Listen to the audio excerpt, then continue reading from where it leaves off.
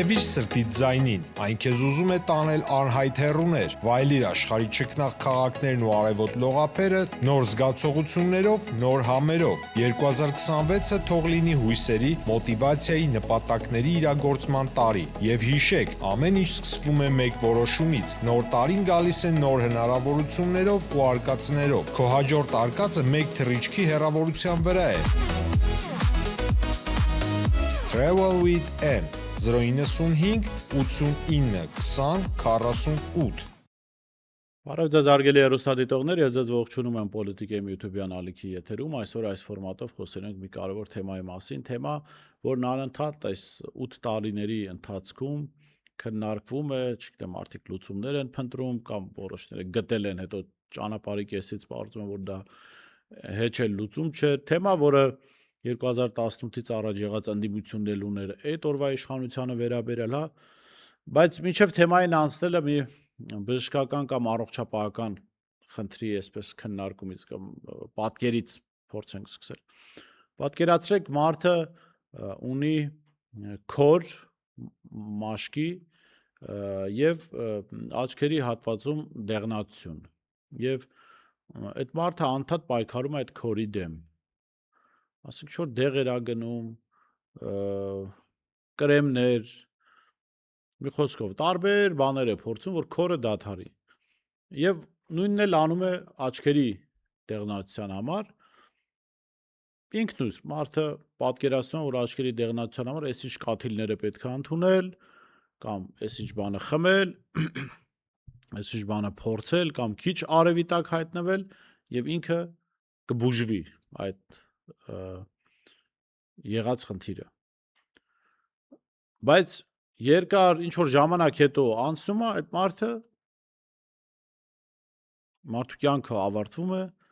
լյարդի խիստ անբավարարվածության պատճառով, այսինքն չգործելու պատճառով կամ ախտահարման պատճառով։ Ինչու այս պատկերից սկսեցի, որովհետև մաշկի խիստ քորը անընդհատ եւ աչքերի դեղնացությունը դա լյարդի լրջագույն խնդիրների արտաքին դրսևորումն է, տեսանելի դրսևորումն է։ Եվ եթե մենք կամ մարդը, որը նման դրսևորումներ ունի իր օրգանիզմում, ոչ թե փորձի հասկանալ, թե ինչ պատճառով է այդ արտաքին դրսևորումները, որոնք հետևանք են, եւ դրա փոխարեն փորձի պայքարել այդ հետևանքի դեմ, ամենայն հավանականությամբ ինքն իր առողջությունը առավել ծանրագույն վիճակում կդնի։ Հիմա նույնն էլ քաղաքական իմաստով եթե հասկանանք։ Եթե մենք պայքարում ենք բացառապես Նիկոլ Փաշինյանի դեմ չհասկանալով պատճառները, թե ինչու էս հիվանդությունը կա, ինչու էս ախտանիշը կա, ապա ամենայն հավանականությամբ մենք հաջողության չենք հասնի եւ վերջին 8 տարիները ցույց են տվել, որ հաջողության չենք հասել։ Հասարակությունը, ընդդիմադիր ուժեր,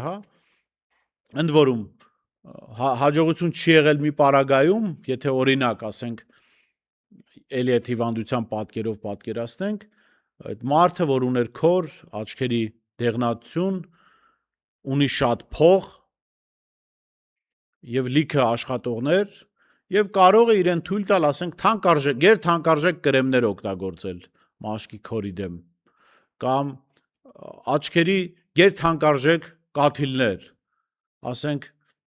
նորածին կոկորդիլոսի արցունքներից պատրաստված աչքերի կաթիլներ։ Փող ունի, մարդը կարող է նման շռայլություն իրեն թույլ տալ, բայց խնդիրը չի լուծվելու, չէ՞։ Հիմա նույնն էլ այդ ընդդիմության մասով։ Վերջին 8 տարիների ընդդիմությունը ֆինանսական, մարդկային ռեսուրսի խնդիր չի ունեցել։ Ավելին, հաճախ կարող է ստեղծվել տպավորություն, որ ֆինանսական առումով ընդդիմությունն առավել ապահովված է, քան իշխանությունը, թեպետ իրականությունը այդպեսին չի, որտեղ իշխանությունը օգտագործում է պետության փողերը, մեր բոլորի փողերը եւ ապօրինաբար դա իր քաղաքական նպատակների համար է օգտագործում։ Այսինքն մի բան էլ է ակնհայտ, որ շատ փողը կամ միայն մարդկային ռեսուրսը մասնագետների առումով, ասենք լավ իրավաբաններ, չգիտեմ, լավ բժիշկներ, լավ վարորդներ, լավ մեխանիկներ, միայն դա բավարար չի, որ խնդիրը լուծվի եւ դրան էլ գումարած փողը բավարար չի, որ խնդիրը լուծվի։ Ուրեմն ինչպես պիտի ազատվել Նիկոլ Փաշինյանից կամ ինչպես պիտի ճակերտների մեջ վերացնել Փաշինյան Նիկոլ հիվանդությունը։ Պետք է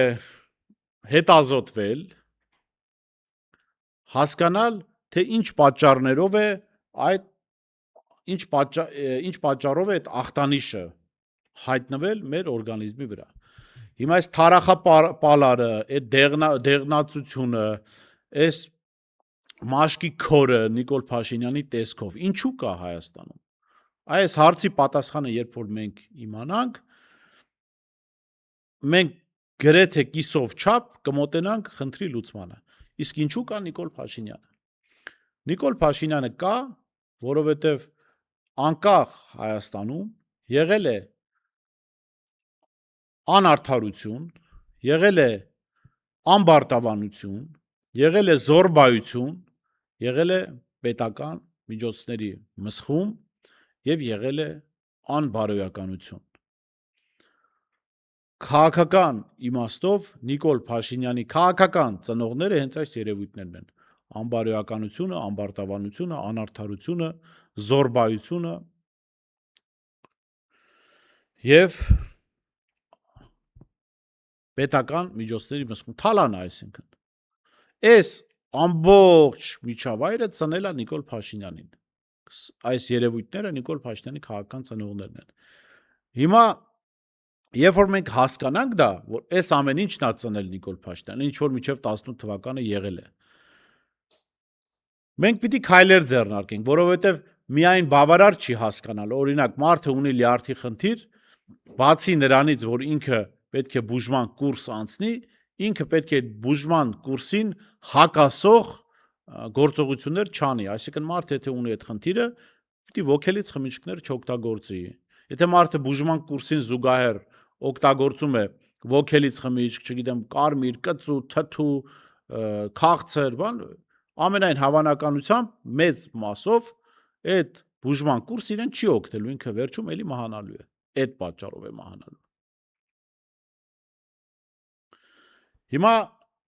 մի բան է հասկանալ, թե ինչն է ծնել Նիկոլ Փաշինյանին, այլ բան է հրաժարվել այդ ամեն ինչից եւ անցնել այդ բուժման կուրսը։ Ըստ էության, մեր քաղաքական թիմերը, քաղաքական դաշտը մեծամասամբ չի հրաժարվել այս ամեն ինչից։ Նախ չի գնահատել, որ այս ամեն ինչի պատճառը, որ Նիկոլ Փաշինյանին ծնել է այս ամեն ինչը, որովհետև հեշտ է ասել, որ Փաշինյանին թուրքերը գցեցին մեր գրպանը, չգիտեմ, այլմոլորակայինները, Սորոսը, ռուսները, ամերիկացիները, ադրբեջանցիները, սա հեշտ է ասել, որովհետև այդ դեպքում դու խնդիրը քեզնից վանում ես։ Ասենք հեշտ է ասել, որ աչքերս դեղնած են, որովհետև քամի էր այդ օրը, փոշի է լցվել աչքերս։ Եվ այդ փոշին մնացել է, ասենք, 2 տարի կամ մի քանի ամիս։ Հեշտ է ասել, որ ես դեղցենու, դեղցի ծառի կողքով էի անցնում, դրա համար մաշկս քոր է գալիս, բայց դժվար է ընկալել, որ դա առողջական խնդիր է, որ դրա պատճառով չէ։ Այսինքն հեշտ է արտաքին պատճառներ գտնել մեր ներքին խնդիրներին։ Իսկ դրանք իրականում ներքին են։ Այսինքն մենք Փաշինյանին քաղաքականապես, այդ Փաշինյան հիվանդությունը քաղաքականապես վերացնելու համար պետք է հասկանանք, թե ինչու է ինքը ծնվել, ինչ պատճառներից եւ պետք է հասկանանք ինչպես վերացնել այդ պատճառները։ Այսինքն մենք պետք է հրաժարվենք անարդար վարքագծից։ Այսինքն մեզ համար պիտի սկզբունք լինի, որ արդարության սկզբունք պիտի լինի եւ այդ արդարության սկզբունքով պիտի չափվեն բոլորը։ Անկախ նրանից նրանք մեր թիմակիցն են, մեր ընկերն են, հարազատն են, եթե ինքը անարդար է ու ինքը իր գնահատականը պիտի ստանա, որովհետեւ կարելի է ունենալ արդարության սկզբունք, բայց այդ սկզբունքով չչափել քեզ հարազատին, քո թիմակցին, կստացվի էլի նույն անարդարությունը, որովհետեւ արդարության սկզբունքը առաջին հերթին քո շրջապատի նկատմամբ պիտի կիրառես։ Քեզ շրջապատողները պիտի արդար լինեն, այդ սկզբունքին համապատասխանեն, որ դու համարես, որ այդ սկզբունքը կարող ես կիրառել նաև ուրիշների նկատմամբ։ Դուք լսում եք խորհրդարանի քննարկումները անընդհատ քաղաքացիական պայմանագրին երբ ասում են դուք պետական միջոցներ եք մսխում, չեն ասում մենք չենք մսխում, ասում են դուք էլ եք մսխել, դուք էլ ձեր ժամանակին եք մսխել։ Իսկեն եթե այս հարցի ապօրինի գույքի, ապօրինի միջոցների, պետական միջոցների մսխման հարցի պատասխանը չտրվի, անընդհատ այս բանը շարունակվելու է։ Որովհետև հնարավոր չի լինի, եթե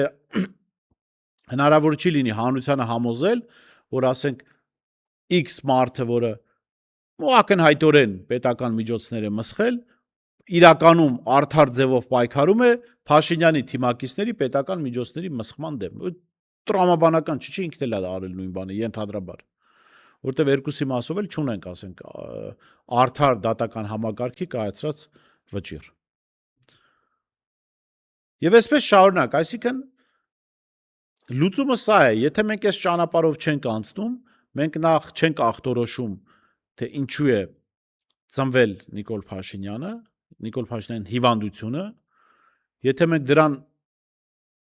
բուժման կուրս չենք նշանակում եւ այդ բուժման կուրսը չենք անցնում կամ անցնելուն զուգահեռ չենք շարունակում անել գործողություններ, որոնք հակասում են այդ բուժման կուրսին, ապա մենք ելք չենք գտնելու, մենք լուծում չենք գտնելու, լուծում գտնելու միակ ճանապարհը սա է։ Այս ընթացքում անդադ դուք կլսեք, որ մենք ասում ենք, որ Փաշինյանը հետևանք է եւ ոչ թե պատճառ։ Սա ամենևին չի նշանակում, որ Փաշինյանը ինքն իրենով եւ իր քաղաքական միավորը, սա այլ որպես ամփոփում, ինքն իրենով արդեն նոր աղետալի երևույթների պատճառ չի։ Փաշինյանը հետևանք Փաշինյանը ուրիշ հետևանքների պատճառ է արդեն դառնում եւ դրա համար պետությունը այս ծանրագույն վիճակում է հայտնվել եւ արդեն Ալիևը, Թուրքիան, հնարավոր բոլոր երկրները թելադրում են, թե Հայաստանում, որում հրապարակային շատ անկեղծ թելադրում են, թե Հայաստանում ինչպես պետք է կազմակերպվի կյանքը, մարդիկ ինչպես պետք է ապրեն, ինչ սահմանադրությամբ, ինչ կանոնով պետք է ապրեն, ինչը առաջնահերթ պիտի լինի եւ ինչը առաջնահերթ չլինի։ Ահա սա է ճանապարհը իմ համոզմամբ, մեր համոզմամբ, որովհետեւ մնացած բոլոր դեպքերում հասարակությունը նկատելու է անկեղծության պակաս։ Եվ եթե նկատելու է անկեղծության պակաս կամ նկատելու է կեղծիք, ապա ինքը հասարակությունը ընտրելու է ամենալավ ստախոսին, այս դեպքում համաձայնեք, որ սուտ խոսելու հարցում Փաշինյան ուղղակի մրցակիցներ չունի։ Լավ մնացեք, կհանդիպենք։